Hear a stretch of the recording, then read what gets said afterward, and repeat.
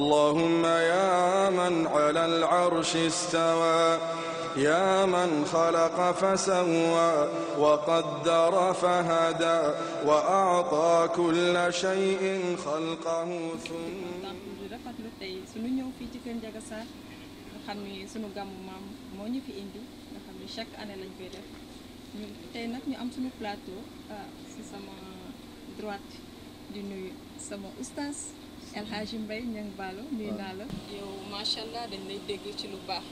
en même temps ñu dégg ne am nga école di jàngale. oustaz sa jàngale ci biir école. ñu wax na jigéen ci askan bi. léegi lu demee ne lii nga xam ne xew-xew la Kër Ndiaga Sarr si sa ëttu maam. pas-pas bi ngeen ci am yéen góor ñi rawatina jigéen bi foofu laa lay laaj. waaw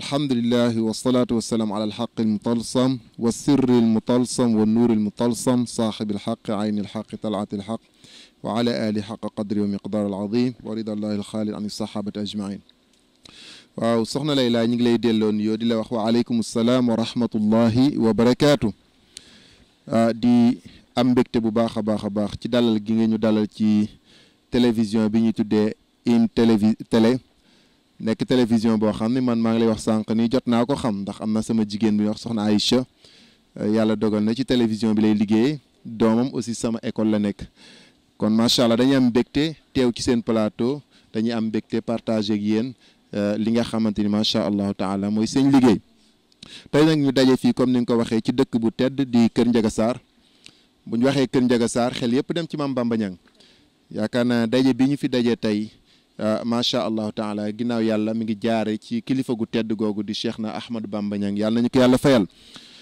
macha allahu taala ñu daje fi nag seq liggéey bu am solo liggéey boobu du lenn lu dul dekkal ndono bi nga xamante ni mag ñooñu bàyyil nañu ko fi ndax toujours comme niñ koy faral di waxee xam nga yàlla subhanahu wa taala dañu wax ci alquran ni walladina amanu wattabaatuhum zurriyatuhum bi imaanin alxaqna bihim zurriyatihim bi maanaam Mame Bamba Niang la mu defoon ñun mënuñu ko waaye yàlla ci yërmandeem nee na bu Mame Bamba defee benn bu defee fukk nee na ñun buñ jéemee def benn rek suñu benn boobu da koy yëkkati yóbbu ko ci cadre fukk ya Mame Bamba defoon loolu ci yërmande yàlla subhanahu wa taala la kon nag moo tax ñu daje fi ñun sët yi daje fi ñun njaboot gi daje fi ñun macha allah askan wi yëpp ngir jiima macha allah dekkal lool nga xamante ni Mame Bamba Niang liggéeyal na ko ak mag ñu baax ñi nga xam ñoo tudd ci suuf si loolu nag bu ñu waxee góor ci waru garam ci loolu il faut que ñu wax jigéen ndax yàlla subhanahu wa taala boo demee ci alquran dafa wax ni lu baax maanaam jëf ju baax charte nangu ko ajuwul ci góor wala ci jigéen walladina amanu dafa wax ni man amila salihan min dakarin aw unsa charte bi rek mooy lan wa huwa mu'min waaw jeex na fala nuhyiyannahu hayatan tayyiba wala najziyannahum ajrahum bi ahsani ma kaanu ya'malun kon nag jëf góor ak jigéen ñoo ci yam charte bi rek mooy na sell kon nag jigéen ñi dañ ci am rôle bu am solo ca Mame Bamba Niang comme sët bu baax moo ko ñoroon ndax liggéeyam yëpp mooy mu yàlla wërsëgal ko mu am résultat mooy sët bu baax moo tax da doon intéressé wu di xool ay soxnaam fan la leen di dugal suñu bàjjan Mbayang toog naa ak moom sànq ci bëccëg mu may nettali nee na Mame Bamba da ko daan teg ci wetam bu nit ñi dee dem tool mu ni kii moom sama doom la boo xam ne xam naa loolu xañ na ci biir waxtaan nañ ci dellu si waat incha allah. jërëjëf soxna Layla ci question bu am solo boobu nga xamante ni moom nga ma laaj yaakaar naa imam moom bu jiitee ba noppi nga laaj ko li nga doon jiitee loo doon wax wala loo si jublu dina bég lool ci leeral loolu yàlla dogal tey bi ñuy jiitee ñu xutba woon ci kan mooy yonent bi sallallahu alayhi wa sallam ndax yëg bi ñu am ni moom lépp lu taxaw rek moo la taxawal lépp lu sampit moo la samp mu nekkoon kenn koo xamante ni yàlla moo ko samp te nam ko sampe bokkut ak ni mu sampe kenn ni mu ko teralee bokkut ak ni mu terale kenn ni mu ko def bokkut ak ni mu def kenn kon bu ñu defee bis bu toll nii mu nekk bis bi nga xamante ni sunu maam almarhum maam Ahmadou Bamba Niang si la wàccoon liggéey mu ñëw dëppook àjjuma seetam di xutba ci jumaa joo xamante ni maamam moo ko pakkoon defar ko baayam ñëw yeesal ko kooku boo ci xutba ana kan mooy Seydina Muhammad sallallahu alayhi wasallam xol yépp na ko nangu xel yu baax yi dinañ ko rafetlu moo taxoon ñu ñëw wax ni moom comme dëppoo naag bis bi ñu waxoon ni kan mooy yonent bi fan la juddoo Makka fan la yaroo Madina kan moo ko nampal Halimatu Saadiya ñaata at la fa def lu ëpp ñeenti at ba mu fa jógee ñëwaat nekkaat ak waajuram mu jigéen ñaari at faatu nekk gën a nekk jirim ginnaaw bi waajuram mu góor faatoo woon mu nekkoon juróom benn at la nekk moom Rasul sallallahu alayhi wa sallam ñàkk baay ñàkk yaay maamam yor ko nekk ak moom ñaari at ñàkk maamam bàyyi taxam yor ko nekk ak moom ba yóbbu ko fu ñuy wax sàmm mu koy dimbali ci jur gi di ko sàmmle da lay wan ni ndaw liggéey bu ne la war a liggéey maanaam yonent sallallahu alayhi wasallam dañoo dimbali ba peeglooñu lépp luy métier mu jaar fa ngir won ndaw ñi ni bu leen xeeb métier war ngeen a liggéey ci xeetu liggéey yëpp. jërëjëf Niang Bara dama lay kii foofu rek ndax ci émission la ñu nekk. ndax chaque fois ci biir wax rek da nga ci jaari retrouver sa question. donc ci ndaw boobu rek laa lay ñaanee nga may ma tuuti ñu teg foofu ci baaraam. ak temps bi ni mu xatee. étudiants yi dañuy bëgg di dem fii lijjanti xaalis nangam yéen ngeen sukkandiku rek nekk cercle ba nga xamante ne da ngeen suqaliku pour rek seen askanu dëkk mu ñor leen loolu ban mbébét boobu ak xalaat bi ci kan la suqalikoo digle la wala yéen seen initiative boobu. Ok, merci Sokhna Layla. Avant tout, permettez-moi de saluer l'ensemble des personnes qui ont partagé le plateau. Aussi, de profiter de l'occasion aussi. De remercier l'ensemble, l'initiateur donc de ce plateau. De voir une question bi nek na question bon am importance vu que dañoo nek ci monde bo xamanteni ci développement lañ wara yëngutu mais faral di wax ni on a un plan qui est le plan Sénégal émergent dont le pays aspire à être émergent d'ici l'échelon 2035 et je pense que plan beau pour moi il faut que nous commencions par l'émergence des esprits ouais, donc l'émergence au système des comportements donc pourquoi pas ne pas fédérer donc se regrouper sur un cercle dénommé cercle des jeunes intellectuels pourquoi pas cercle Kër Ndiaga Sarr émergent vu que ni amul ben dëkk wala amul ben gox boo xamante ni moom mooy développé lu dul ni ay ndawi dëkkam ñoom ñoo koy développé donc du l'importance bi nga xam ne moom la ñu am pour ñun ndaw ñi ñu tënku ci benn cercle boo xam ni dañuy yëkkateendoo di dóorandoo waaye itam di jëmale lépp loo xamante ni ay xalaat la yu rafet ñu jëmale ko ci Kër Ndiaga Sarr à ce que mu développé mais itam émerger loolu nag ànd ko ak kilifa yi nga xamante ni ñoom lañ fi nekkeel comme ni nga ko waxee itam aussi itam digle la boo xamante ni dafa jóge suñu kilifa ndax laata ñu koy def Baye Serigne Bakary lañ ci xalifa bi di ñaan yàlla mu gën fee yàgg lool te ànd ak wér mboog njaboot gi yëpp mu jox ñu ci ndigal jox ñu ci ñaan aussi itam ñu doon ko doxal ba mu agsi fii mu agsi aussi itam di ci remercier Serigne Omar bi nga xam mooy organisation aussi itam moom mi ñu permettre à ce que ñu nekk ci ginnaaw ak Alhaaji Malick ak daanaka ñëpp merci. jëm rek fexe pour soxali mu gën a yokk jëm ca kanam moo boo fekkee ñu jàll da ngay jéem a fexe rek li ca jàll pour muy jàljali. waaw léegi wax ma nag yaat yow yaat waa émergence ànd wala déet. waaw ma xam bu ko defee man parce que am na lu ma bëgg a dugal léegi muy question. ba nga wax ma nag foofu tuuti loolu ndax loolu sax du question laaj la rek. dëgg la je suis avec l'émergence. ah waaw puisque léegi après mën nañ dem. voilà ayca. àggale ayca boobu. je ne suis pas à perdre. mais je suis avec l'émergence. du cadre dans le vrai sens. Voilà, je suis avec l'émergence, mais je ne suis pas à peine. Donc, je suis appelé président ci bois. Gis ni aussi amna ay djégo yu muy def diko samp pour Sénégal jëm ci kanam. Ma nekkon aussi di yëngutu ci walu politique ci yeneen i fànn. Xam nga nit di ngeen seeni xalaat mën na jokkoo ci benn anam te sans pour autant aussi nga bokk ca la muy yëngatu carrément. waaw léegi yaa président seen kàddu jokkoon. waaw jokkoon na. waaw léegi monsieur Mbaye Gueye man fi man nag maa ngi soog a kontaan léegi man bu jokkoo man Kër Ndiaga Sarr yëg-yëg bu nga xamante ni sentir na émergence bu président fii ci sa kàddu sa taxawaay ci jóge ci lu président wax ma sa yëfi bopp de si yow ci président. waaw am na ci rek parce que boo xoolee tali bële mooy contournement bële ñu créé. waaw ba mu dem ba àgg. baadu contournement bi fattu yoon bi nga xam ne ku fa xamul doo ko jàll. parce que sama gars yi am na ñu xam bi ñu ñëw sonn nañu de. dañoo dévier waaw ñi fa xam bi dem ba Kayre. waaw avant sax autoroute à péage bi dem Ila Touba.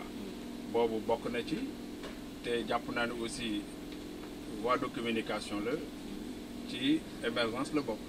waaw alors donc. son excellence. waaw. son excellence yow président nga àndal de. dëggantaan nag parce que ni ngay waxee nii. mais ak soxna Lala nu nga wax. Layla waaw. bëgguma woon na wax ci wàllu politique. proprement dit par rapport ak lii. daf may gêner un peu. puisque xam nga lu tax. daf may gêner un peu. puisque su ma étiquette. du étiquette politicien. en tant que tel ci Kër Ndiaga Sarr. alors te xam naa ni te suñu mbokk politique yi. dañu doy waar. yow daal comme jege naayu président. waaw. comme jege naayu président Kër Ndiaga Sarr war nañu sentir que président mu ngi fi ndax président am na fi waxtandoo muy yow. waaye non mais am na fi ay nitam. nit ci boppam yoo xam ne ñoo ko fi nekkal. waxaaral ma leeral la foofu rek. xam nga président. alors mën nga ko jàppale. sans pour autant que forcément nga nekkal ko fii di ko ci jàppale.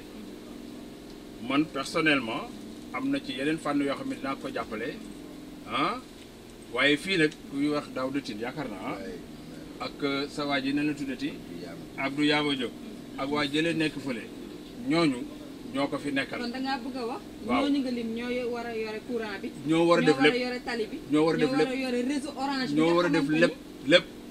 ak yeneen réseau yi nga xamante ni kenn mënut a woote. voilà kenn mënut a jokkoo ak nit ñi. lépp ñoo ko war a def man daal li ma man yow léegi yow. voilà li ma man dama ñëw en tant que personne ressource notable du village xam ni lii jaadu na te ci dëkk bi laa dëkk war a defar ci samay moyen bopp. maanaam nga def sa warugar. ma def ko. jërëjëf. donc du moyen président. du moyen politique. donc samay moyen personnel voilà. waaw am solo loolu. te ci biir groupe boobu. yow yaa yore li nga xamante ni yaa yore communauté pilotage bi nekkul lu yomb nag.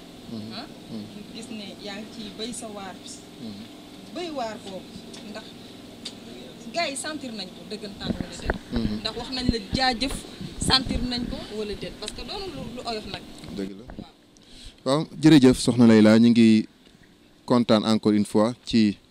macha allah waxtaan bi ni muy déroulé di rafetlu kàddu yi fi jëb yëpp kàddu yi am solo la wax dëgg yàlla kàddu yoo xam ni lépp mi ngi jëm ci cadre luy jëmale suñu dëkk ci kanam waaye ci cadre luy préparer ndaw ñi à l'avenir pour ñu xam fu ñuy teg seen tànk donc ñu ngi koy rafetlu bu baax comme ni nga ko waxee sëtu Maam Bamba yi bu ñu waxee sëtu Maam Bamba da doon wax ni man awma doomu deret doomu pas-pas laa am.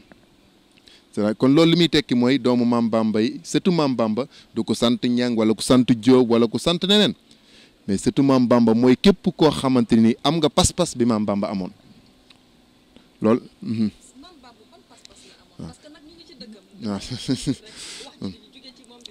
macha allah parce que Maam Bamba bu ñu waxee pas-pas bi mu amoon Maam Bamba sosul waaye dafa sofoon dafa sof xam nga sos ak sof bokkuñu.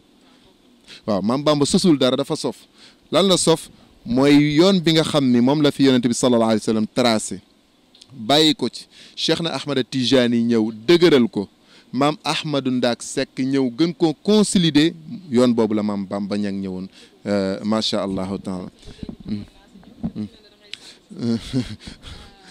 ko defee waaw foofu ba mooy mayen tuuti ma terminer parce que yaa ngi doon laaj par exemple bu ñu waxee ndaw ñi nga xamante ni ay sëtu Maam Bamba lañ seen taxawaay ñi ciy remercier bu baax suñu coordinateur El Hadj Malick Niang ndax xam nga ni moom mooy waaw moom vraiment ku effacé wala mi ngi ci ginnaaw mais moom mooy ki nga xam ne moom moo fédéré sët yooyu yëpp nekk suñu coordinateur ànd seeg présidente soxna Aïda Niang mu nekk jàmbaar joo xam ne vraiment ñi ngi leen di remercier bu baax a baax ñuy liggéey lu am solo parce que vraiment tey bis bi boo xoolee seen participation am na solo trop ci bis bi ni mu mel nii tey vraiment ñu am ci taxawaay bu mag boo xamante ni dañu bëggoon lu mag ñi defoon benn ñun ñu jël yóbbu ko ba muy fukk loolu mooy taxawaayu ndaw ñi mooy taxawaayu sëtu Maam Bamba yi ca incha allahu taala am nañ ci ndigalu xalifa bi am nañ ci ndigalu macha allahu taala kilifa yëpp ñi ngi am yaakaar ni liñ ci bëgg yàlla dinañu ko defal incha allah. ndaw dafa am solo ci biir réew ñu gis na nag ndaw yi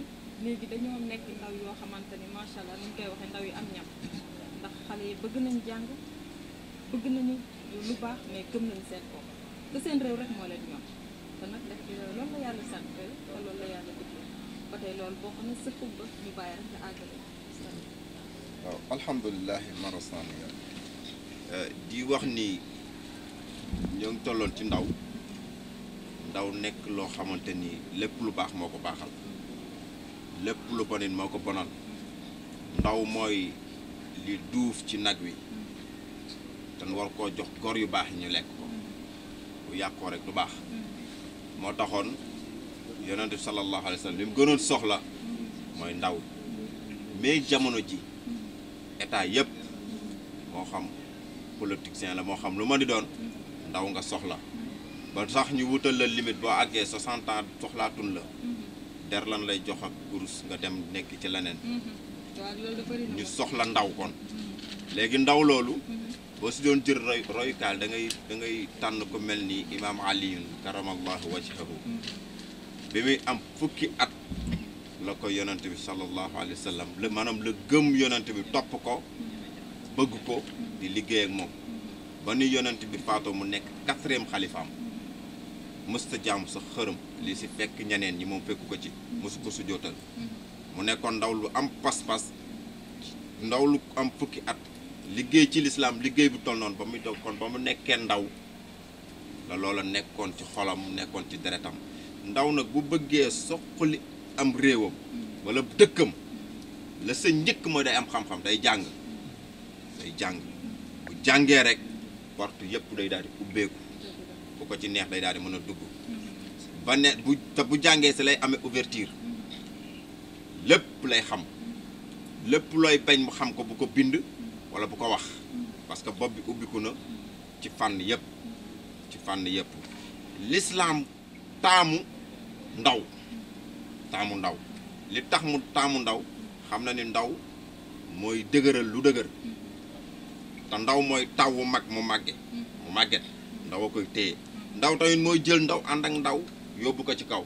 dañuy wax ni bu fekkoon dañuy comparer Kër Ndiaga ak feneen dañ naan bu ñu jëloon États-Unis nga xam mooy première puissance économique ou bien militaire wala nga jël France wala nga jël Belgique ma damay jàpp ni Kër Ndiaga Sarr moo ñu gënal yooyu yëpp kon bëgg nañ ñun Kër Ndiaga Sarr gën a sax développer pays yooyu et man je pense que ni loolu nag lu mën a nekk la parce que bu ñu xoolee bu ñu génnee ci 2e guerre mondiale 45 Chine bokkoon na ci pays yi gënoon a pauvre Japon Nagasaki dañ ko bombardé woon mais je pense que ni loolu lu ñu yàlla defal la jeune Kër Ndiaga amul ko ci gis muy taxawaal koo ci gis rek mi ngi yëngutu ci dara même bu jàngul français jàng na diine mais mi ngi liggéey damal Dakar damal Thiès foo mën a dem ay ndawi Kër Ndiaga Sarr nga fay fekk ña nga leen fay représenté dignement teg ko ci diine waaye itam teg ko tam ci nga xam mooy ngor ndax xam nga Mouhamadou Ndak Seck ba mu doon wax itam leen la ñu waxoon rek àll ba àlliwa ja allahu akbar ñett yooyu nag moom mooy dox fii ci Kër Ndiaga Sarr ay ndawi Kër Ndiaga Sarr c'est des jeunes yoo xamante ni des jeunes dignes mais des jeunes yoo xamante itam engagés pour le développement de Kër Ndiaga Sarr l'émergence de Kër Ndiaga Sarr je l'ai dit tantôt que ni aucun pays aucune région aucun village aucune ville n'est jamais développé sans l'apport de ces jeunes donc jeunes yi Kër Ndiaga ñun ñoo dajaloo suñu biir fas yéene nag jëmale Kër Ndiaga kanam. dañuy wax ni mbay ci say bopp te bala ngaa laax jaay da ngay laax lekk te jàpp naa ni aussi du wane sama bopp waaye jàpp naa ne maa ngi ci tànk yooyu ci fànn yëpp yoo xamante ni nag Kër Ndiaga soxla na ko mu nekk ci boor bu mu mën a nekk rek lay sama man-man ak sama kàttan dinaa ci taxaw def ko ci wàllu xam-xam ak ci wàllu moyen. waaye foofu monsieur Thioye yow si côté boobu est-ce que nekkoo rek ne da nga koy def waaye président nga bëgg a jàppal tànk wala la. déedéet moi j'étais non puisque man ba may taxaw di yëngutu pour développement Kër Ndiaga Sarr waaw ñoo nekkoon biir PDS ak Macky Sall ñoo fa nekkoon waaye defuma ko woon parce que damay politique mësul campagne mësul jot ma ñëw def wëndeelu n'est-ce pas def proximité wax nit ñi nangam mësuma ko def te lépp lu ma masaamit dinaa fexe ba Kër Ndiaga ma jëral ko ci voilà am na ci loo xam ne di ñaan saabu du fóot boppam. waaw léegi nii doguma la nga baal ma tey fi tey. bu amoon tey ñu ñëw rek dugg si ruq ne la dañ laa bëggoon rek tabbu nga daal di commencé def politique ak daal si d'accord wala def. dama ko bañ man je suis quelqu'un boo xamante ni du ma daw responsabilité bis bu nit ñi demoon ba yëg ko xalaat ni suñ ma jiitalee ma jariñ leen. mais ci kaw nga bëgg ko. waaw déggoo dama koy bëgg parce que la politique c'est ma vie c'est quelque chose que j'aime dama ko bëgg trop di ko def lu yàgg pendant des années te defuma ko fii musuma ci mais ku ciy def ñi ko ciy def ñëpp dama leen di conseiller leen wax leen jaar leen nii def leen nii pour que mu mën a dox. musoo ko def fii déedéet musuma def fii fii Kër Ndiaga. waaw je ne waaw foofu nag monsieur Thioye duma d'accord ak yow mbay ci say om. waaw mbay ci samay om mais politique ba muy def politique sociale la donc loolu mooy politique ndax boo ñëwee jàppale tout tànk yi ca wàll bu ñuy yëngatu ñeneen ak ñeneen ci loo xam ne sax doo ko wax loolu moom mooy li ëpp solo ndax politique bi kat loolu kese la mooy faire ta cité donc c'est ce que je suis en train de faire et je crois que ni c'est la bonne politique. man daal day dégg waaye relation lu am solo te relation imam fan lay doon.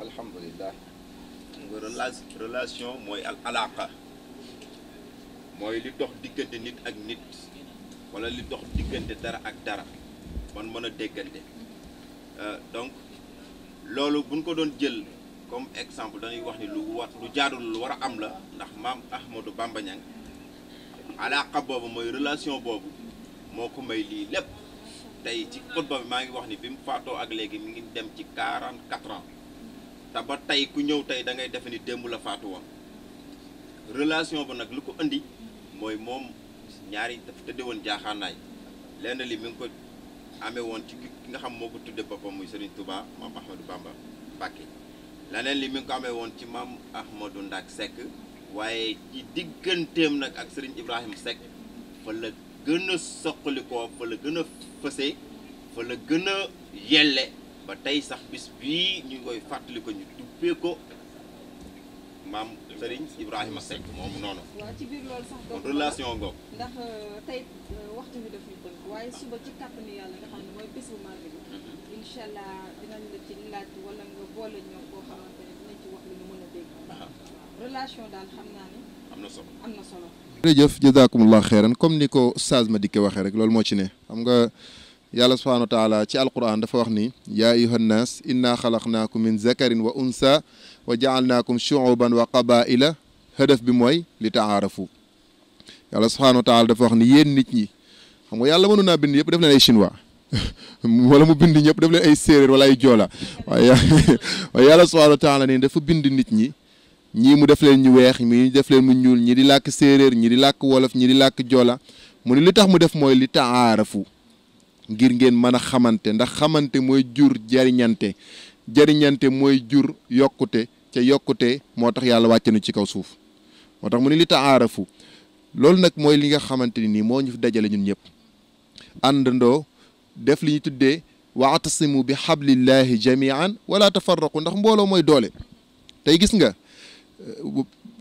dëkk bi yëpp suñ àndandoo nekk benn lu ñu song daan ko waaye bu ñu tàqalikoo wallahi duñu def dara du sotti moo tax la ibnul muhallab doon wax rek tabar rimaahu iza ijtamaana takassura wa iza iftaraqna takassarna ahada loolu mooy li nga xam ne moo tax ñu ànd nekk benn tey ba mën a taxawal lu mel nii yaakaar naa daaw la ñu commencé di dugg carrément ci programme bi diggante daaw ak ren soppeeku bu bare xew na ci kon nag te dañ ñaan yàlla mu gën a jëm kanam tey li nga wax nii macha allahu taala gis nañ ni depuis ahibba Cheikh Ahmadou Bamba taxaw waa Kër Ndiaga Sarr ñëpp ci gis seen bopp bokk ci tey amul kenn koo xam ne mi ngi dox Kër Ndiaga Sarr ca bokkul ci kuréel boobu ñëpp àndandoo pour lu jëmale kanam Kër Ndiaga Sarr waaye lu jëmale kanam diine ci biir Kër Ndiaga Sarr lu jëmale ndaw ñi kanam loolu moo ñu boole ñu àndandoo nekk benn di liggéey ci cadre boobu.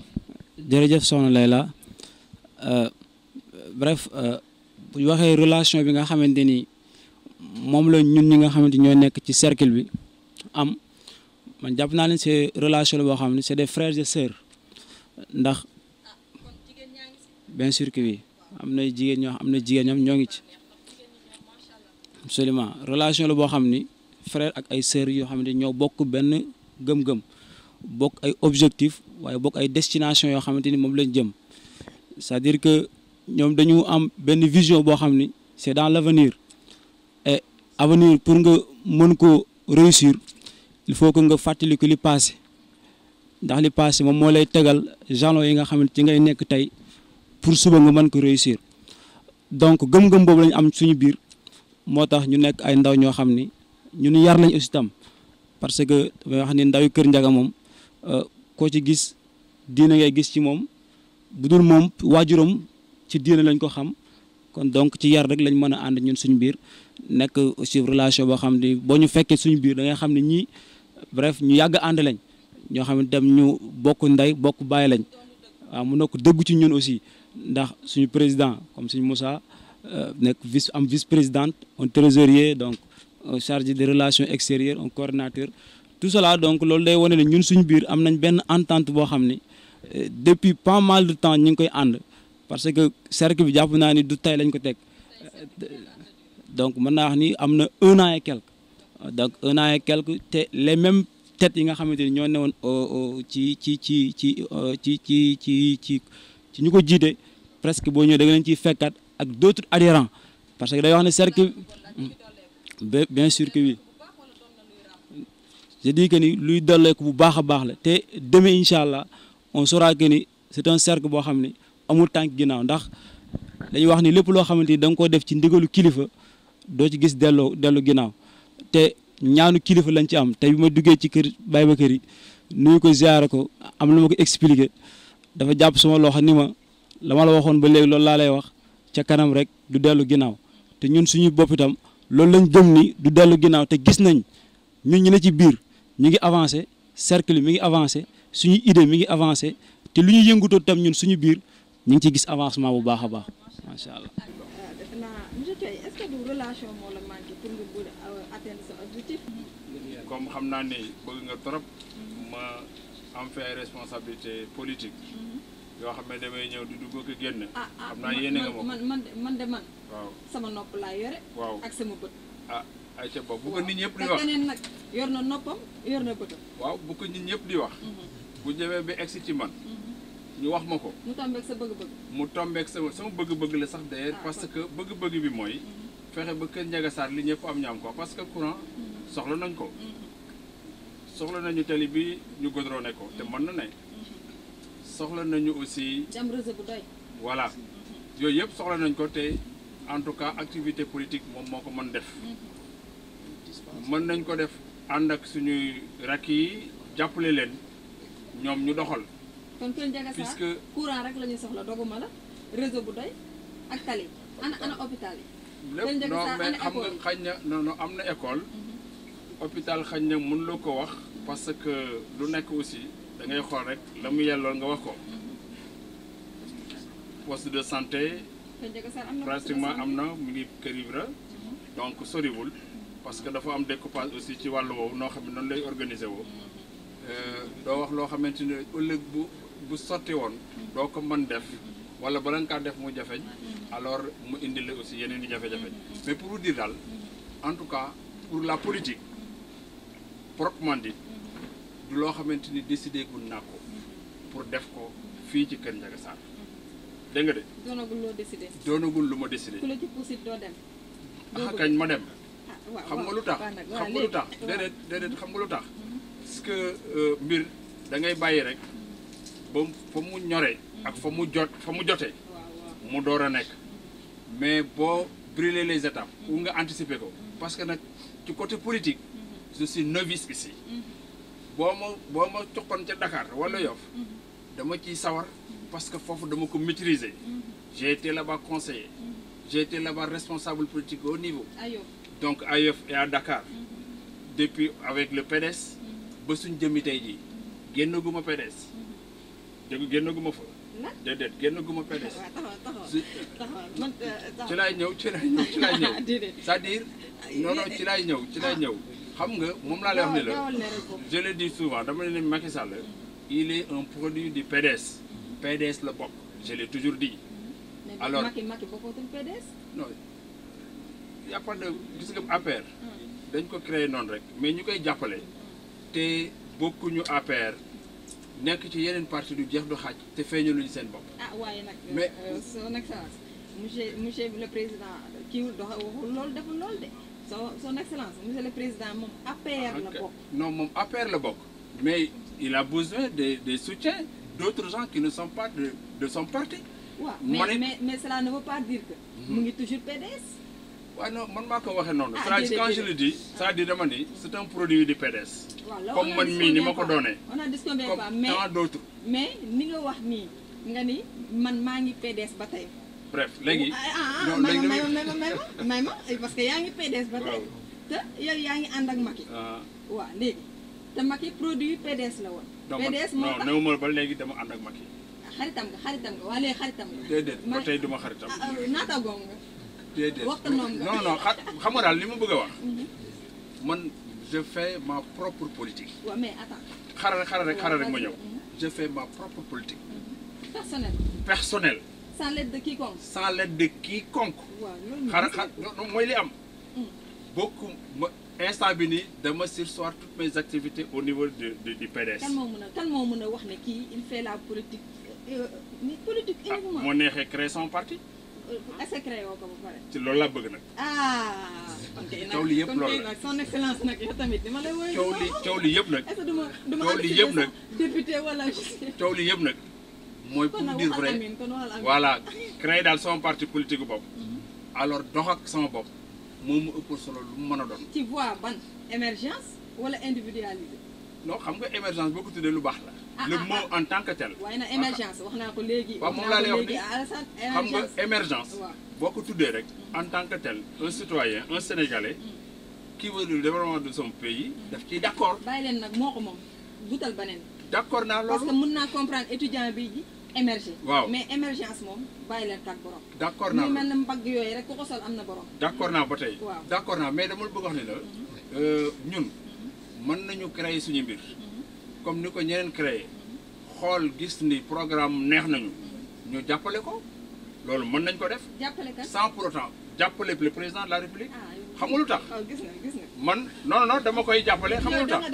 non son excellence. non Layla may ma tuuti rek. Layla tuuti rek.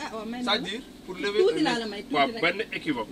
xam nga man j'ai demandé ci yi passé nii sax qu'on vote le président. loolu am na fii. non waaw j'ai demandé depuis Dakar ñii nii woo naa leen ni leen ku ci man na fexe ba président de la république am majorité yéen yëgu leen ko. non am na ñu ma ko ci wax rek. cercle des jeunes yëg ngeen ko. yéen lu ñuy def ci dëkk bi jëlal sa micro. ñi nekk ñuy voté fii xam nga doo voté fii. waaye du voté fii mais carte vote bi. am na sañ-sañ dem voté ko feneen voté président comme ni nga wax. absolument est-ce que yéen yëg ngeen ko. c'est-à-dire que non xam nga y a des questions yoo xam ni il faut éclaircir un petit peu. ma ni li mu wax leer na. bi élection dafa am ñu mu wax ne. non laajal ci imam. laajal imam ki mu laaj nag dafa jaral laaj imam. laajal imam. te lu imam yëpp. ca jàkk ji lañ ko war a wax. waaw ce qui est sûr imam jël na micro bi wax ko ca jàkk ji ba mu wax ko ci xutba bi. taxawma xutba daganal na ñu naan. président defal leen ko nii wala daal. parce que dama ci ñenn ñi dinaa ko dégg. mais imam yow tamit yàlla dogalul ñu nga naan xutba bi. dañ koy wekk ci benn président wala ci kenn de. non imam yow taxaw. non man ndax lii son excellence wax. yëg nga ko man yéen a ngi daaneel sama baat sax waaw wala excellence yow yaa mën naa ko leeral mu leer parce que nit ku la defal. fa amma bi ni'mati rabbika fa haddis. waaw nga xam nga président nañu waxante kooku dinaa la ko leeral li tax ma wax loolu ñun j'étais conseiller municipal à la mairie de Yoff. waaw léegi wax nga. waaw xam lu ci lay ñëw rek. tuuti li tax loolu. pour mu leer nga yow nga comprendre. et ñu amoon ay kër yoo xam ne dañu ko tabaxoon ca booru aéroport. moo mën kër yooyu ku leen ko may. non moom laa lay ci lay ñëw rek ci lay ñëw pour expliquer alors léegi bi ñu tabaxee man dama fa tabaxoon sama kër ak ñeneen ak ñeneen ñu dem ba mu yàgg pour des raisons politiques ñu dugal ci bopp président bu mu ñëw toj foofu ñu topp si di ci wax di ci dox ba xelam ubbeeku. boobu xelam dafa tëjëwoon. ah kay jàpp naa ko li tax mu tojoon ko dama jàppoon ne xelam dafa tëjëwoon mais li tax mu delloo ko dama jàpp ni xelam dafa ubbeeku mu wooñu. est-ce que da nga ko woo ci suuf ñii da ngeen ko woo ci suuf. non non non. da ngeen ko seeti.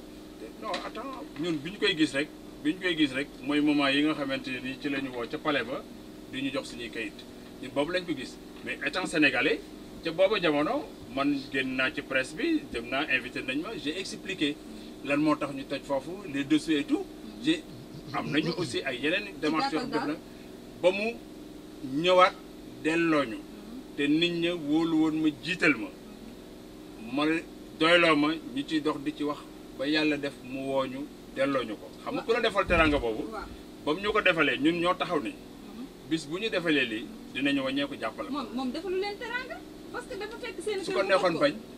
li tax ban. non puisque kër boo ko tabaxee te amul këyit. waaw ku mu neex non non. déedéet. waaw comme mooy suñu kër yi fii rek gis nga suñu kër yi fii. fii bul tëkkale kër Ndiaga benn la c'est-à-dire. du ma ko nangu. waaw ayca bu la neexee ayca bu la neexee. ak Yoff. wàcc bu la neexee bu la neexee. bul tëkkale kër Ndiaga Sarr ak Yoff. bu la neexee. voilà fu ngeen Ndiaga Sarr doon. waaw xam nga kon loolu damay laaj ndax jar na nit ki nga sant ko wala jarul nga sant ko puisque moo yore doole ji attends rek soxna Leila moo yore doole ji. su ko neexoon mu def ko ba pare te dara du ko ci fekk. puisque bi mu koy def dafa quadriller tous les villages de Yoff avec les gendarmes la fa nekkoon ci escadron kenn xamul nu mu toll. wane nañ ko fépp. voilà donc kon noonu doole jooju mu ko defee ba yàq ko su ko neexoon toog du ko delloo waaye bu demee ba ci coobaree boppam mu delloo ko xam nga wax na ni non wax na ni netti lu xuloo la bi ñu koy wax kon du ñu xool ku tooñ mel ni daal li xewoon métti na li am solo ñun dañuy wane ni. non nit la ak njabootam nit ak doomam la. kilifa ak njabootam lii nag kon dañ leen koy delloo ba pare delloo leen alal ji ngeen fa defoon ba ma génnee ma def déclaration ci presse bi ni ku wax ni man maa sax wax loolu lii wane na ni émergence la. xanaa moom imam da ci am wàll parce que maa ngi gis ngay wax di ko teg baaraam. non sama partenaire la sama partenaire la dañuy jokkoo ci li ëpp solo sax mooy Kër Ndiaga Sarr xam nga dama doon def politique daanaa ko def Dakar jëriñ waa Ndakaaru lu bëree bëri ci wàllu politique ak fu ma nekkoon. may ma léegi nag foofu baal ma. waaw jëriñ ga nga jëriñoon Dakar. waaw jëriñ ko Kër Ndiaga Sarr. ci laa nekk parce que yaa ngi ci politique bi génnoo ci. yaa ngi woon PDS léegi xaw ma neloon nañu. xaw ma non 8 ans defatuma politique. waaw 8 ans léegi yow wax nga ci politique. waaw nga ànd ak koo xamante ni yaa ngi sa waxtandoo la. waaw sa xarit la. ba ngay digle ne nañ ko voté. waaw kon nag jëlal la ca moom Kër Ndiaga Sarr li ñu soxla bëri na jigéen ñaa ngi fi. léegi doo ma bàyyi man mu wax ci loolu. waaw man joxal imam waaw li ma bëggoon laaj man rusoon naa ko laaj. moo koy waaw baal mu wax ko àggaleel. bon parce que dama gis ni question yi li ñuy wax ni saabu mënta fóot boppam te question souvent mu jóg nekk direct ci nit ki du bëgg répondre comme il se faut xam nga comme il le faut du ko man yaay avocat bi. non du ma avocat am waaw léegi maa ngi mais man maay partenaire am ci yu activité yu lépp ci activité yu bëri ñu bokk di ko liggéey donc ma gis li tax nag ñu nekk ay partenaire mooy dama gis jéego yi muy jéego li ma ci gën a neex mooy ndaw ñi ñi war a jàng di leen jàppale foofu lañ commencé démarrer man ak moom. xam nga lu ma jaaxal si ndaw yi ba ma ko laajee. non pardon laisse-moi terminer xam nga moom kii nekkul fii. moom sax mbubbal na ko moom. ci village bi la bokk. moom si yéen la far sax. d'accord mais day dem di ñëw ñun nag ñoo ngi fii di leen ni añee di frère di fi ndekkee jóguñu xam nga donc ci wàllu éducation bi ndaw ñi day jël alalam lu bëri di ko ci def di booy sax bu ñu amoon benn livre. comme exemple la. comme exemple école élémentaire bi ngelaw li moo ñëw yóbbu lépp. école bi miir la mais seng bi la jël yóbbu lépp. ñu ñëw miir ba des na fa daal. miir ba moo fa des. bi ñu ñëwee seng yi la yóbbu mënu seng yi sax mënu si demaat ñu dem suñuy pexe bopp ñi nga xamante ni autorités yi ko waroon defar moo xam maire la moo xam ña ca aju ñëpp ñu dem ko wax ko jooytu ba sonn defaruñu ñu lànk bind nañ inspecteur yeeg ñëpp. inspecteur académique ñëpp moom mu ñëw jël plus de 600 000 def ko ca. daal di nekk maire mu jeex. jëloon inspecteur académique. waaw en tant que nag koo xamante ni mu en tant que mu juddoo ci village te suñuy jarbaat ak suñuy doom di fa jàng. bu doon man sax dinaa ko faral nag vraiment. loolu mooy benn bi rek pardon loolu mooy benn bi. ba wax la tuuti rek. deuxième bi mooy am livre yoo xam ne inspection moo nu ko jox suñu doom yeeg suñu jarbaat yi war a jàng te mëtul kenn maanaam classe bu ne 2 ngay am wala benn mu jël livre yooyu yëpp. yóbbu ko ñu defaraat ko ba élève bu nekk mën a am benn lam cay def nekk plus de 150 000 te wecc la bu ko nekkoon xaj na ci moom nit lu mu génne ci moom it xayaat na ca te am nañu ko mënta defuñu ko ah loolu nekk lu neex ñaan gii ñuy def fii ci dëkk bii waaye ñaan gii lim fi def xoolal mënuñu ko sax di wax jour bi ñuy defi CRD ba 100 000 francs la yëkkati teg sama loxo. oustaz ah imam yemuñu si këram ki nga xamoon moom lañ tudde bis bi moom la fay dalal tey jënd nag ginaar jënd lépp loo xamante ni moom lim fere si ñaan gi bu ñu ko xaymaa day ëpp ay millions et quelque. dama koy sànni xeetu ah waaw mais wax fa dëgg yàlla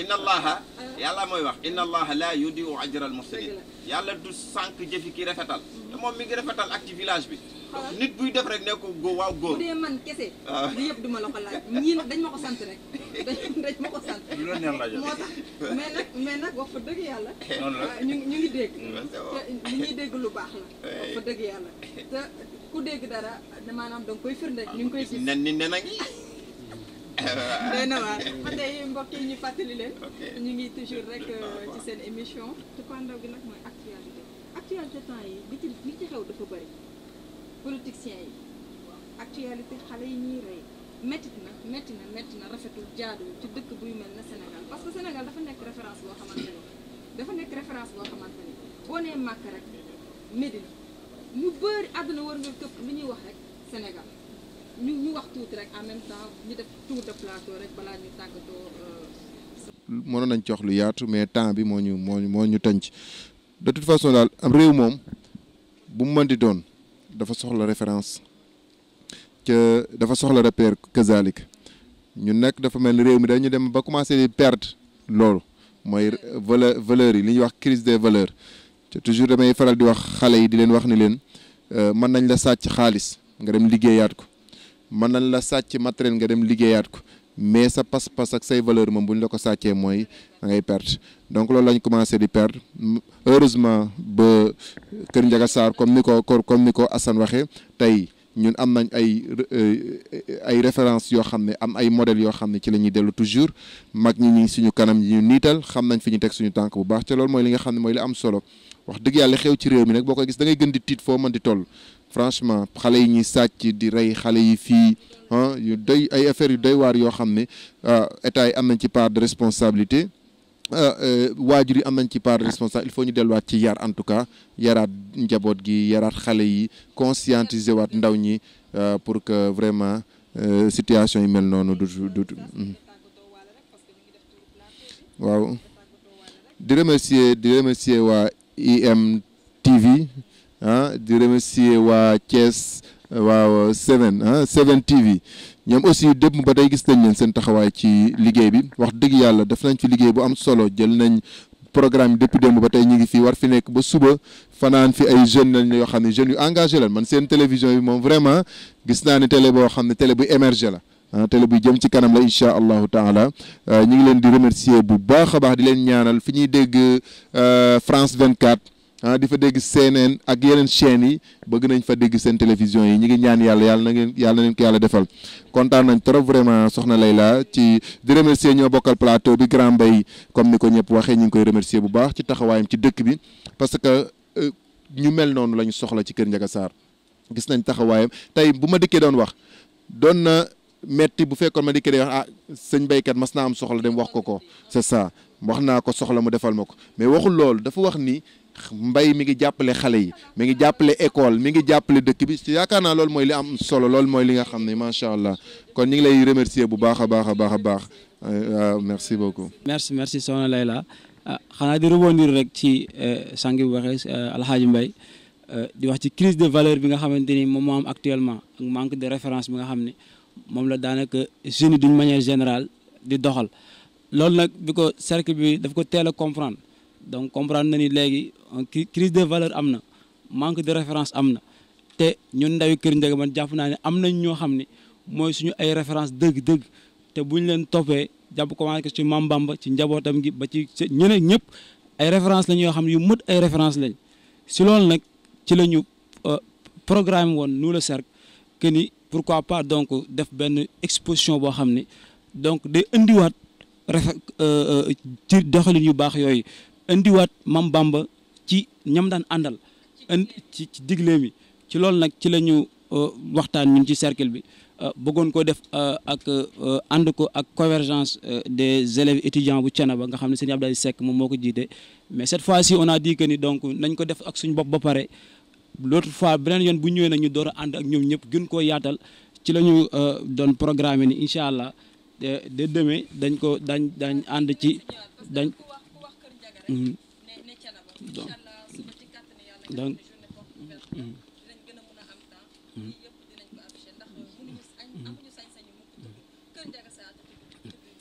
très bien c'est ça c'est pourquoi ñu defaroon bi nga xam ni Baye Serigne Bakary moom moo ci nekk ni ànd ko ak Baye Ousseynou Baye Assane ak nga xamante ni aussi exposition la boo xam ni le détail donc duñ ci ñëw léegi mais demain incha allah on va y revenir jëm ko détail bu nekk ak ñi ci nekk ak wax seen ay références wax aussi tam seen doxalin yu rafet wax aussi tam lu baax yi nga xamante ni def nañ ko fi ànd ko ak vraiment di remercier avant ñuy terminer di remercier le coordinateur donc ci yombal gi ak bref parfois ñu am yenn jàppalante yi mais comme que suñu nijaay la mooy Alhaji Malick Niang dañu remercier ko bu baax a baax remercier aussi tam Alhaji Mbaye nga xam moom mooy communication nga xam ne toujours mi ngi suñu ginnaaw nekk le parrain même du cercle bref di ci def ay idées yoo xamante ni yu am solo la remercier bu baax suñu Omar Niang nga xam moom mooy le président commission d'organisation nga xam ne ñun ci biiram lañ nekk nga xam ni vraiment il fait un travail remarquable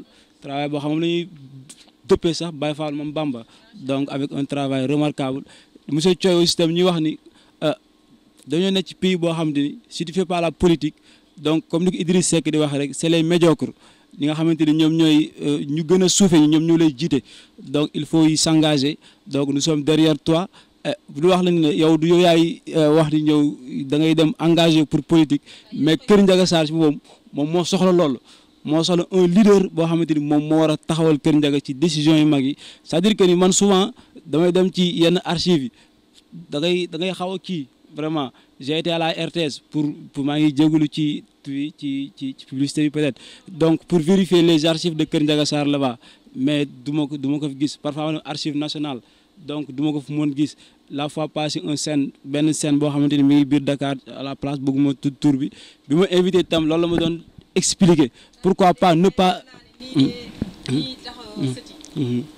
coordinateur ak ki yore kii bi communication beeg organisation bi ni ñu taxawee xaw ma daaw ak ren absolument buñ ko defee déwén ak déwén jéeg incha allah dinaa Kër Ndiaga Sarr sànq tudd nga États-Unis dinañ ko dégg non vraiment liggéeyu coordinateur ak gars yi mu ko àndal loolu moom dañ koy rafetlu bu baax di ko magnifier di ko appuyer aussi tamit di wax ne nous le cercle nous sommes derrière eux am ñoo nekk seen i Baye Fall fu ñu tegale rek incha allah ñu jëm foofu ñu ngi jégalu bu baax a baax ci kàddu yi tam. léegi nag honorable actualité yi en tant que homme politique neexul ci xol nag parce que fu sañoon sa njaboot kenn du ko jël fu sañoon réew mi du tàkk fu sañoon réew Sénégal jàmm rek ngay am en même temps rek nga daal di tàggatoo waal te dégg nag ñaax nañ la de am na lu ñu bëgg Kër Ndiaga Sarr xaw ma dégg nga defam déet.